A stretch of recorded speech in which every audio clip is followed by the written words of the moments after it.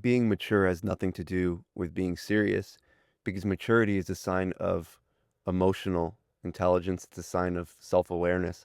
And most of all, it's a sign of reactive consciousness in a way in which we are not living our life strictly off of the reactions of our emotional impulses. So there are adults that have the emotional reactivity of children, and there are children who have the emotional reactivity of an 80-year-old sage. And what this has to do with maturity is how much of a safe space can we create for other people by understanding ourselves in a deeper way. And oftentimes, when people understand themselves in a deeper way, when they go to that dark place that exists within them and they heal their inner child, they often come out the other end very silly, very jokingly, and they often take a lot of things not very seriously.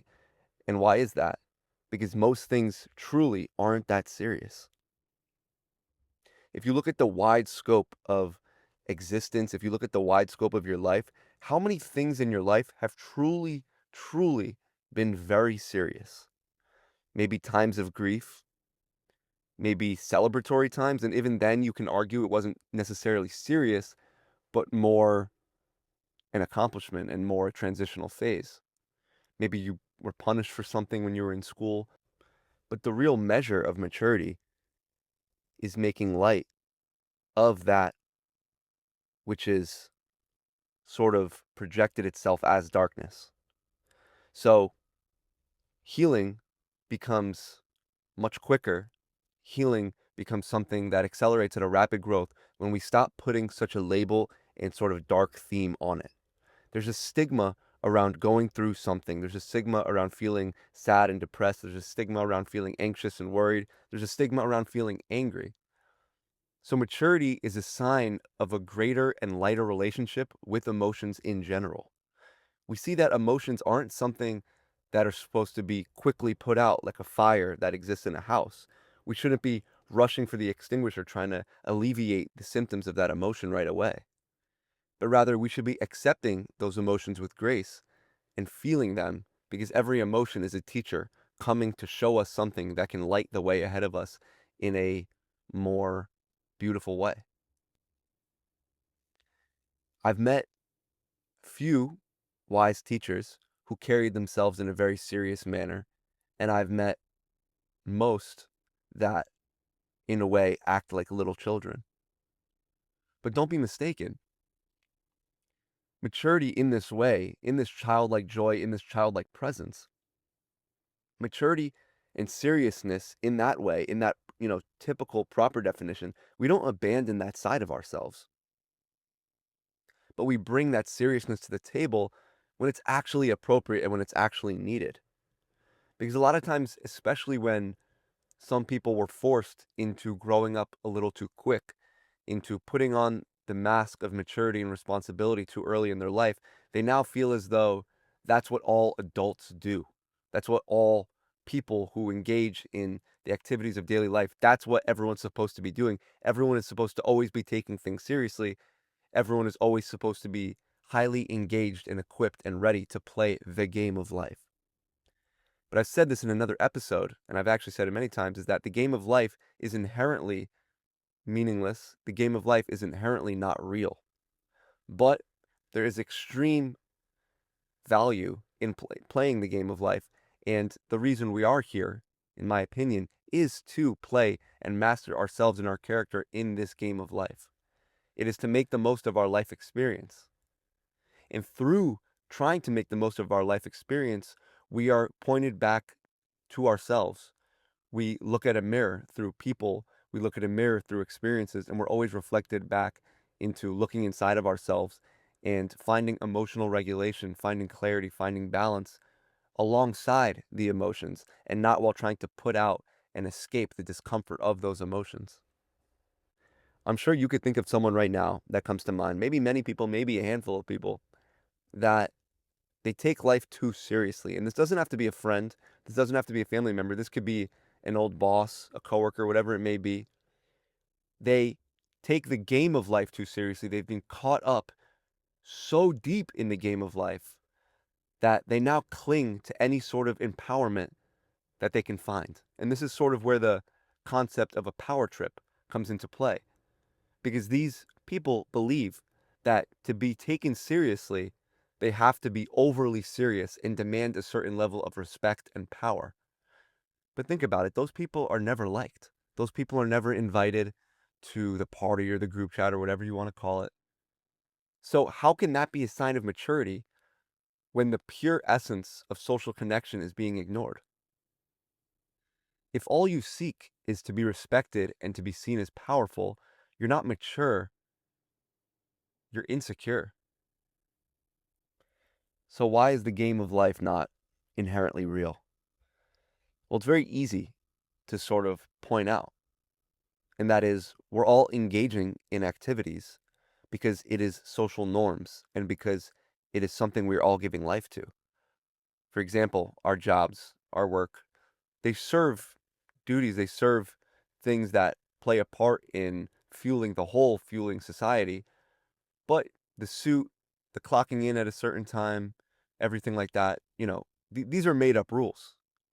These were rules made by humans. The same goes for anything. Wearing proper attire to a certain event, certain greetings, certain things that are formal and informal. All of these activities, all of these engagements that we take part in, they're all made up. But that's okay. That doesn't make them meaningless. That doesn't make them bad. We can still oblige by social norms. We can still engage in these social activities, even though inherently we know that from a very wide scope of view, they are all made up things that we are giving life to and choosing to play. That's what is mistaken. And that's what maturity is realizing that we chose to play. We are choosing to play. I look at maturity in life as someone who is a good sport when playing a soccer game, for example. We have to remember that when we're playing something like soccer, basketball, football, whatever the sport may be, we have to remember that we chose to come, we chose to participate, and we chose to play.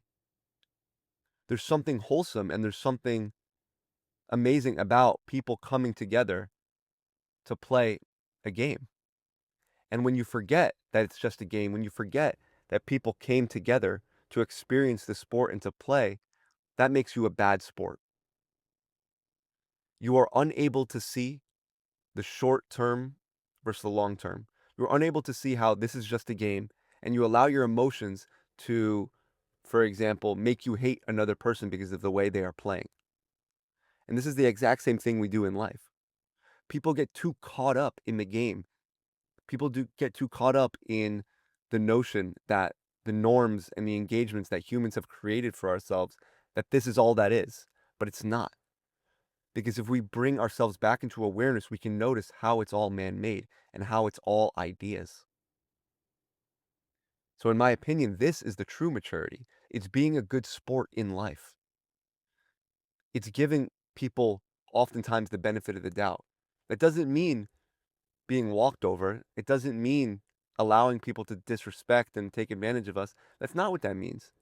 It means not fighting when someone obviously makes their intentions clear in that way. That's what maturity is. It's not fighting for them to stay. It's not arguing who is right or who is wrong.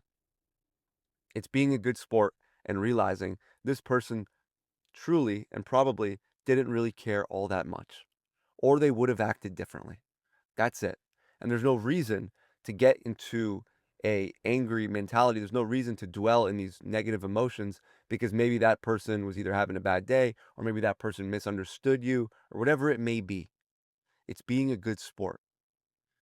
And when you're a good sport, you can kind of follow the rules of the game in a way where you are at peace with the events taking place. So if someone's engaging in a sport activity, there are rules in place and they follow the rules, but they can also acknowledge how the entire game is made up. And people are coming together and taking time out of their day to play this game that is made up for what particular reason?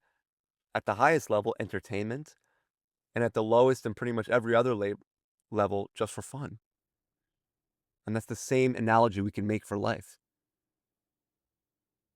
if we can't learn to have fun with it, especially nowadays, if relatively our food and water and basic necessities are met, how can we now advance our life experience? And the mature way to look at it is that we can make our life satisfactory multidimensionally.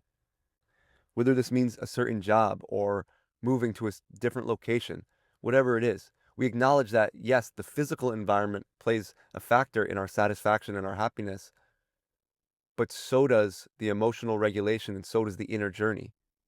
Both can play a part. And by looking at it in this way, we could change our inner state and our outer world to create an environment of peace and happiness.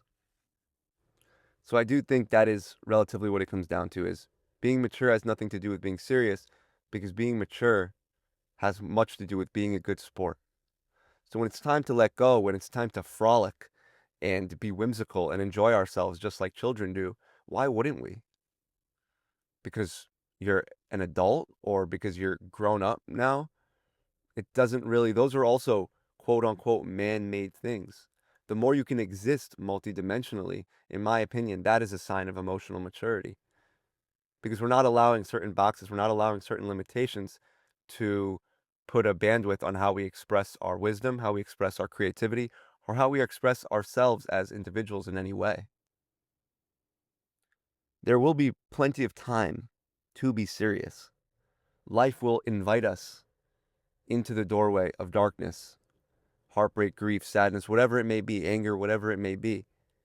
Any negative emotions, any sort of darkness that exists within us or outside of us, that's when we bring a serious mindset to the table. That's when we embody a sort of stoicness that couldn't be found if we took everything not so serious.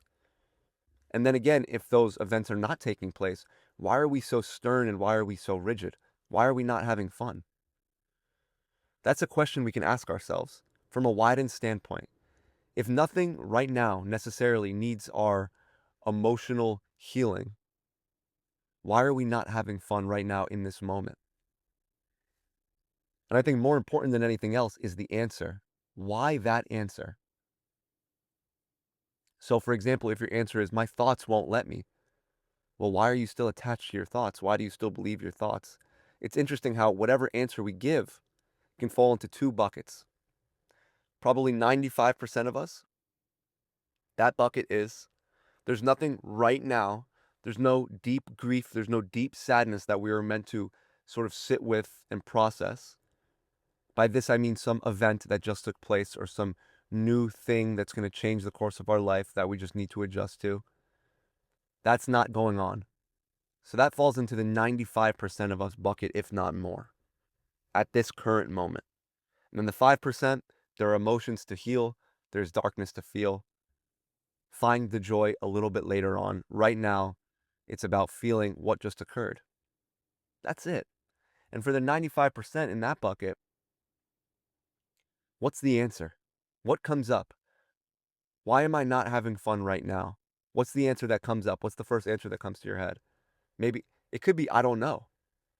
And I don't know is a wonderful answer. Because if I don't know is the answer, that means we get a clean slate. That means there's no baggage, there's no trauma, there's no negative thoughts, there's nothing necessarily coming up. If the answer is, I don't know, then we can start conditioning ourselves positively. We can start always asking ourselves why we're not having fun. And we could turn the tables. And we could say, even if it doesn't feel like I'm having fun, I am having fun. Because I am safe, I am healthy, I am okay, I am having fun. And this can become our sort of mantra. And this is a mature way to look at it. And this is a grateful way to go about it. And gratitude is magnetic. And this attitude, this sort of positivity that we can instill, and condition ourselves with, it's magnetic and it's extremely influential. And the difference in our life can be felt almost immediately. So first the question is, why am I not having fun? And then whatever comes up as a result of that answer, you need to examine and investigate. And the chances are it's some sort of psychological process that you just need to overcome. If it's your thoughts, you need to detach from your thoughts. You need to let them pass by you because you're awareness. If it's fear, you need to not let fear hold you hostage any longer. You need to run through that wall of fear. You need to rip off the band-aid of whatever you've been putting off for so long. If it's anxiety, you need to grow your tolerance to a varying degree of environments. You need to not let anxiety shelter you and put you back into hibernation. Whatever the answer is, there's an answer to that answer. And we could turn this around. We can say, because the struggle is only within, I can actually still acknowledge that I am having fun and that I am lucky. Because it's only difficult emotions, because it's only difficult thoughts, but the outer reality is actually okay. We can thank outer reality for being as it is. We're grateful for external reality for being as it is. This is the more mature standpoint, because within ourselves, we can change it. We can condition ourselves. We can heal ourselves. We can come back into awareness and observe ourselves. So we can acknowledge, yes, I am having fun, because the challenges are within myself, and I know I'm powerful and I'm capable enough to overcome anything that exists within me. If it exists within me, I'm lucky. I'm having fun. Because that means external reality is still a blank canvas. That means external reality is still open and is still a grand invitation into creating something amazing. All I have to do is deal with myself. All I have to do is sit with myself. And that's not too bad, is it?